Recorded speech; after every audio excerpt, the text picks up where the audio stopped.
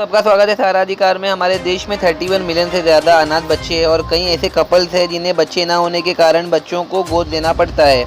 इसके बावजूद हमारे देश में केवल सालाना 4000 बच्चों के एडॉप्शन होते हैं। इन सब कारणों को देखते हुए टेम्पल ऑफ हीलिंग जो नवी मुंबई का एक NGO यानी नॉन गवर्नमेंट ऑर्गेनाइजेशन है, इस NGO ने PIL सुप्रीम कोर्ट में फाइल किया है और एडॉप्शन प्रोसेस यानी गोद लेने के प्रोसेस को आसान करने का प्रस्ताव रखा है और इस पर काम कर रहे हैं। सबसे पहली दिक्कत कम्बरसम लीगल प्रोसीजर। इसके मायने हैं माँ बाप को डॉक्यूमेंट दिखाना, बहुत सारे अलग अलग वेरिफिकेशन, जांच पड़ताल करना और बहुत लंबे समय के इंतज़ार के बाद जाकर गोद लेने का अवसर मिलता है। टेम्पल ऑफ हीलिंग इस प्रोसीजर को आसान बनाने में लगा है। दूसरा कारण है लोगों में जागरूकता नहीं होना। ऐसे कई जोड़े हैं जिन्हें गोद लेने की कानूनी ज्ञान न होने पर उन्हें दिक्कतों का सामना करना पड़ता है। टेम्पल ऑफ हीलिंग इस पर भी वैसे माँ बाप को जागरूक करने में काम कर रहा है। तीसरी दिक्कत है दिक्कतें आना गोद लेने में, और ये तब होता है जब गोद देने वाली संस्थाएं, सरकारी डिपार्टमेंट्स और कोर्ट कचहरी में सही तालमेल नहीं रहता। चौथी दिक्कत है लोग क्या कहेंगे रोग। हमारे देश में आज भी ऐसे लोग हैं जो गोद लेने वाले जोड़ों को मना करते हैं और उसे सहायता नहीं करते। इसके कारण लाखों जोड़े जो गोद लेना चाहते हैं वो बच्चों को गोद नहीं ले सकते। टेम्पल ऑफ हीलिंग ने PIL में यही बातों को ठीक करने के लिए 5 बातें रखी है। पहला, गोद लेने की प्रक्रिया आसान हो, बिल्कुल ट्रांसपेरेंट डेटाबेस बनाया जाए गोद लेने वाले माँ बाप के लिए। इस विषय पर लोगों में जागरूकता बनती रहे। इसमें सभी वर्ग के लोगों को यह अवसर मिले बिना भेदभाव किए हुए। और आखिर में Hindu adoption and maintenance act 1956 के अनुसार हिंदुओं के लिए एडॉप्शन के क्षेत्र में इसे और बढ़ावा दिया जाए। PIL दाखिल होने के बाद इस पर आश्वासन दिया गया है। सुप्रीम कोर्ट ने जवाब मांगा है सेंट्रल और स्टेट गवर्नमेंट से और इसको तब्दील करने को कहा गया है। कुछ प्रदेशों में काम शुरू हो चुका है। हिंदू दत्तक ग्रहण और भरण पोषण अधिनियम यानी भारत में 1956 में हिंदू कोड बिल के हिस्से के रूप में अधिनियमित किया गया था। इस दौरान बनाए गए अन्य कानूनों में हिंदू विवाह अधिनियम 1955, हिंदू उत्तराधिकार अधिनियम 1956 और हिंदू अल्पसंख्यक और संरक्षकता अधिनियम 1956 शामिल है। ये सभी अधिनियम जवाहरलाल नेहरू के नेतृत्व में प्रस्तुत किए गए थे और इनका उद्देश्य प्रचलित हिंदू कानूनी परंपरा को संहिताबद्ध और मानकीकृत करना था। 1956 का दत्तक ग्रहण और भरण पोषण अधिनियम विशेष रूप से एक हिंदू व्यवसायक द्वारा बच्चों को गोद लेने की कानूनी प्रक्रिया और अपनी पत्नी या माता पिता और ससुराल वालों सहित परिवार के विभिन्न सदस्यों को भरण पोषण प्रदान करने के लिए एक हिंदू के कानूनी दायित्वों से संबंधित है। सारा अधिकार से बात करते हुए टेम्पल ऑफ हीलिंग के डॉक्टर पीयूष सक्सेना ने जो टेम्पल ऑफ हीलिंग के कामों पर बात की और इस पर गोद लेने के सारे बातें बताए और इनके NGO से किस तरीके से जुड़ा जाए उस पर भी उन्होंने चर्चा की। जो माँ बाप इनके NGO से जुड़ना चाहते हैं वो स्क्रीन पर दिए गए ईमेल और वेबसाइट से इन्हें संपर्क कर सकते हैं। ये NGO नेरुल वेस्ट नवी मुंबई में है। देश और दुनिया की तमाम खबरों के लिए देखते रहिए सारा अधिकार।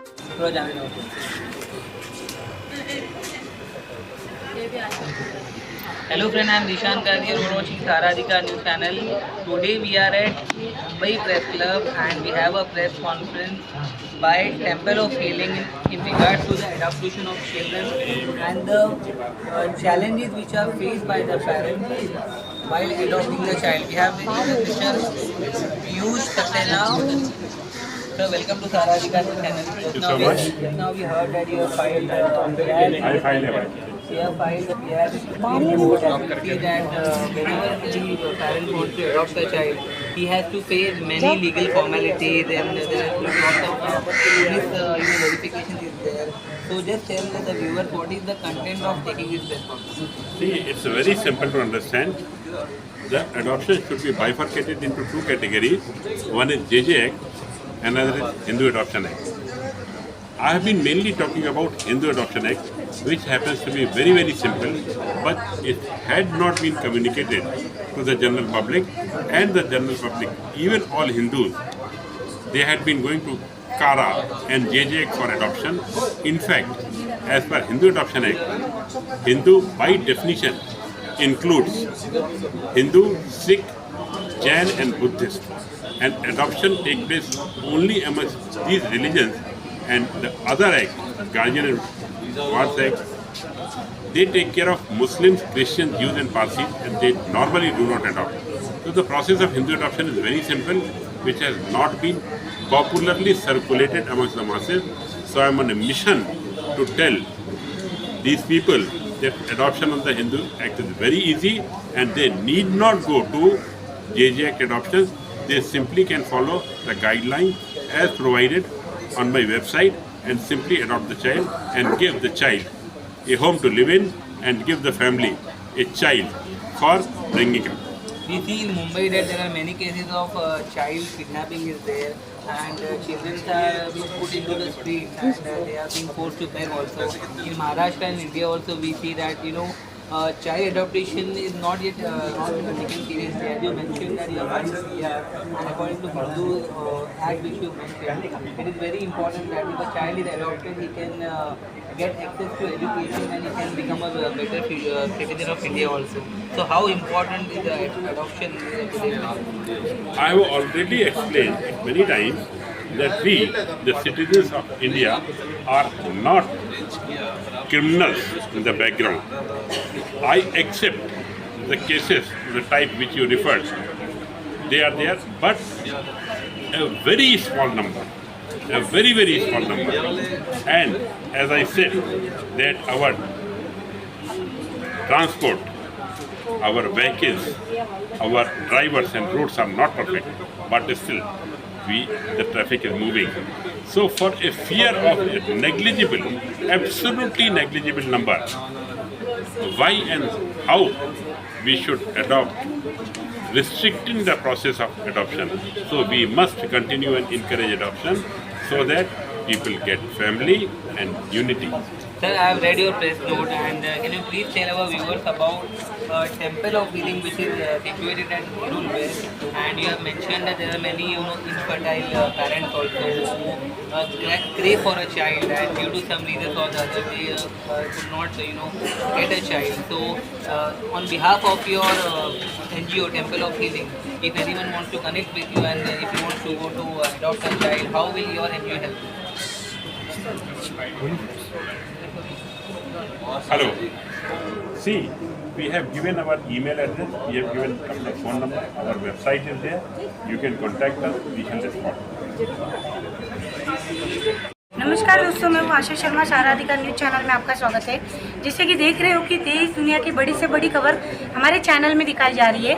कुछ मुद्दे ऐसे होते हैं जो सरकार उस पर ध्यान नहीं देती है और काफ़ी लापरवाही करती है। उस चीज़ों को लेके हम आपसे मिल रहे हैं। सर नमस्कार, आपका शुभ नाम? मेरा नाम रमेश पटिया।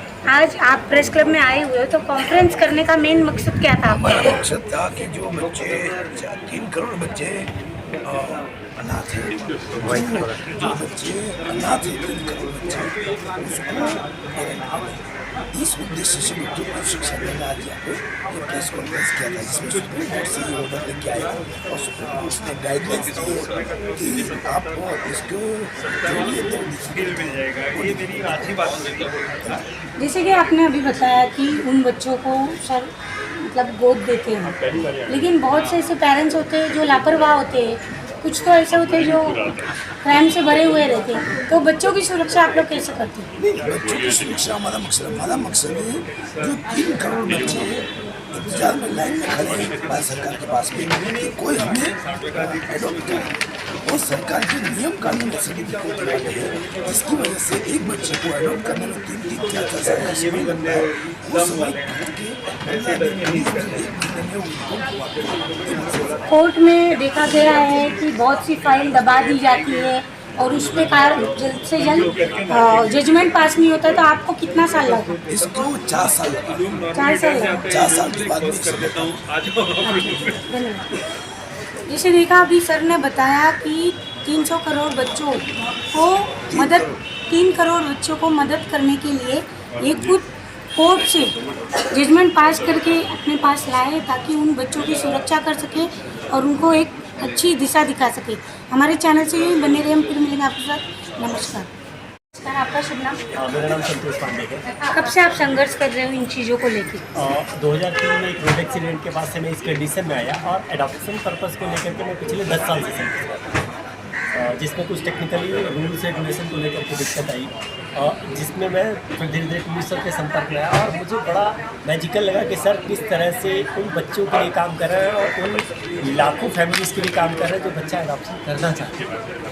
तो ये तो एक मतलब बड़ी प्रेरणा का काम है और मैं उनका आभारी हूँ कि ऐसे लाखों बच्चों को परिवार मिलेगा और ऐसे लाखों परिवारों को बच्चे मिलेंगे जिसके लिए वो लंबे समय से संघर्ष करते हैं। तो आपको कितनी खुशी हो रही है जो जजमेंट पास हुआ उसको लेकर? अब मैं अपनी खुशी बयां नहीं कर सकता कि किस तरह से पुलिस सर ने लंबे समय तक संघर्ष करके हम लोगों को कितना बड़ा वरदान दे दिया कि अब हमारे पास भी एक आसरा हो। हम जिस उम्मीद को लगाए 10 साल से संघर्ष कर रहे थे और कहीं ना कहीं मैं बता दूं कि लाखों ऐसी फैमिली है जो 1-2 कोर्ट प्रोसेसिंग करने में ही धराशायी हो जाती है, उनमें से मैं भी। लेकिन पीयूष सर ने उन सारे लोगों की पीड़ा को समझा और उस पीड़ा को समझते हुए अकेले अपने दम पे, जबकि उनका पर्सनल कंसर्न नहीं था, एक इच्छा शक्ति होती कि मुझे समाज के लिए करना है, देना है, उसको लेते हुए इन्होंने सुप्रीम कोर्ट में याचिका दायर करना, फाइट करना, पैसे लगाना और ये सारा कुछ इन्होंने सोसाइटी के लिए किया। तो ये हमें एक प्रेरणा देता है कि हमारी भी रिस्पॉन्सिबिलिटी है समाज के लिए। तो अब मेरी जो दूसरी रिस्पॉन्सिबिलिटी है वो ये है कि इस सूचना को मैं जन जन तक पहुंचाऊं, उन लोगों तक पहुंचाऊं जिनको बच्चों की नीड है और उन बच्चों के पास भी ये खुशियाँ पहुँचे कि अब उनको परिवार मिल जाए। जैसे आपने बताया पीयूष सर एक भारतीय नागरिक होने के नाते इतनी बड़ी जवाबदारी अपने कंधे पे लेके आज उन बच्चों को सपोर्ट में खड़े हुए हैं। तो आपके साथ टोटल कितने लोग जुड़े हुए हैं जो उन बच्चों को सहायता कर सके? मेरे साथ ऐसे कम से कम 200 से 300 लोग हैं जिनको मैं व्यक्तिगत तौर पे जानता हूँ, जो चाहते हैं इस तरह के लोगों की हेल्प करना और सामने आना, लेकिन कानूनी दिक्कतें और बाकी चीज़ों की वजह से सबके हाथ बच जाते हैं। अब पीयूष सर ने हम लोगों को एक मार्गदर्शन कर दिया है, एक मार्ग खोल दिया है, जिससे एक अवेयरनेस हम कर सकते हैं कि घर घर तक इस बात को ले जा सकते हैं कि कोई भी बच्चा अनाथ नहीं रहेगा और कोई भी फैमिली बिना बच्चे के रहेगा। धन्यवाद।